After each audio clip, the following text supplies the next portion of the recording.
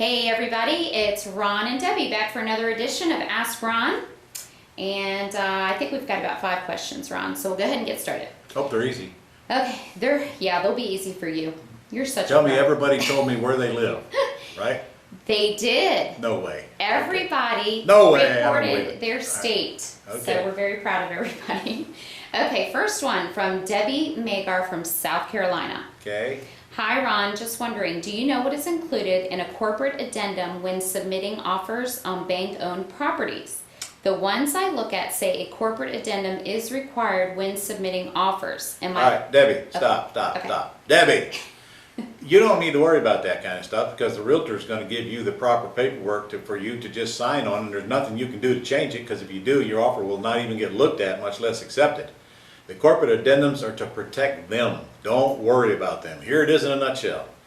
You're going to tell the realtor how long you want to close, and it's almost always 30 days. You're going to tell them the deposit, which is probably $1,000. You're going to tell them the entity you want to buy it in and how much you want to pay. That's it. The rest of it, the realtor's going to fill out. You're going to sign.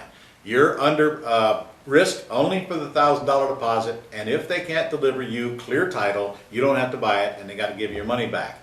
Now, beware though that Fannie Mae has a 90-day clause that they will put in there that you can't sell the house in the first 90 days for more than 120% of what you're paying for it. You can't even borrow more than 120% of what you pay in the first 90 days. So if that bothers you, then you just don't make offers on the Fannie Mae, or you try to get them submitted without that addendum signed. But that's all you need to do. If you try to sit there and go through all that junk they pile on you, it's going to scare you to death. You're not going to get anything accomplished. In a nutshell, if you buy it, you're getting it as is, where is, with clear title. If you don't, all that junk doesn't matter anyway. So I hope that answers your question. And that don't make any difference what state you're in. It's all the same. Okay, Ron, she's got one more question also. All right. As you were always looking for new ways to branch out and make money, did you ever consider being a private lender to your students? Maybe 15, 20, 25K to start us off. Thanks. I know you'll say we can get this in 1 or 2 FSBOs, but just thought I'd ask. Well, Debbie, actually I was a private lender to my students for about 15 years, just not when you were around, that's all. In fact, I have made over 3,000 private loans with other people's money and just chose to quit doing it. It was more trouble to me than it was worth. And no, I do not want to do it again.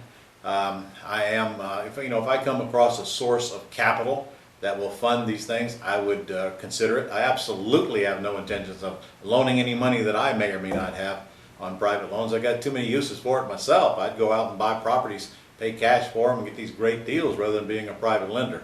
And that's one of the things that stopped me from doing much of that, is because the yield on making private loans is so much less than the yield on paying cash for houses and turning them around however you want to do it, that it's just not attractive to the companies or the people that would create the funding for the private loan. So the answer is no, I would not consider it, Debbie. Sorry. Okay, you're going to love this one. This is from Heather Olson. Heather. You know Heather from Florida. Yeah. Heather says, hey Ron, when can we buy gift certificates for LeGrand's steak and seafood? That's the right question. That's the right question, Heather. She said she wants to buy some for the friendly and helpful neighbors in Jacksonville, since I know they are watching over our investment properties when we can't be there to do it ourselves. Thank you for asking, Heather. Actually, we've got them ordered right now. You know, you got to have a card. So we've got the cards ordered. Then we got to get them loaded. So I don't know. It's going to be within the next couple of weeks. They will not be available time you get here for the mastermind meeting, but shortly thereafter. Okay, great. All right, from Suzanne Spadek from Texas. She says, how do I set up my lender websites? Suzanne, you've already got a lender website. If we're both referring to the same thing, it's right on your Gold Club site, and you just punch the private lender website and you're automatically set up. You just got to fill in the blanks on your contact information. Well, actually, yeah, your contact information. I took it down, but I believe that Nick has put it back up. Do you know, Debbie? Yes, he is working on it. I don't think it's back up yet, and Okay. I will update. I'll send out an update to make sure everybody knows. All right. And I'm just waiting for Nick to let Well, me if know. it's not up, it's going to be there shortly. Yes. It's a very simple site. It's got a video sales letter on it to get them to give you their email address and for you to ship them the CD that you download, and if you want to ship it to them, and that just opens the relationship, and then you follow up.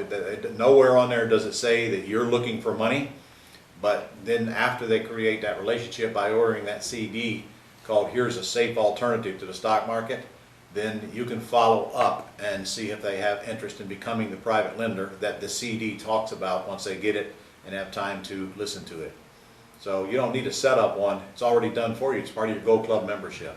Yes, I'll make sure that we get that up Okay. right away. We're working on it. Okay, last question is, now Ronald Peterson is from New Mexico and he's very new and overwhelmed. So go easy on him, Ron. Okay, he has a question about selling his current house so that he can relocate into a different market. He wants to go to Southern California. I currently have a 1,500 square foot home on 2.5 acres in southern New Mexico with an ARV of 235. Okay. It needs about $12,000 worth of stucco and roof repair. I arranged a line of credit against the equity to do the repairs and almost signed on the dotted line, but at the last minute backed off wondering if I'm doing the right thing. Could you give me some ideas about whether I should fix it up before trying to sell, or should I reduce the price, let someone else decide to fix it Okay, up? Ron, I would not touch it. I'd put a lease option tenant buyer in there on a work for equity program.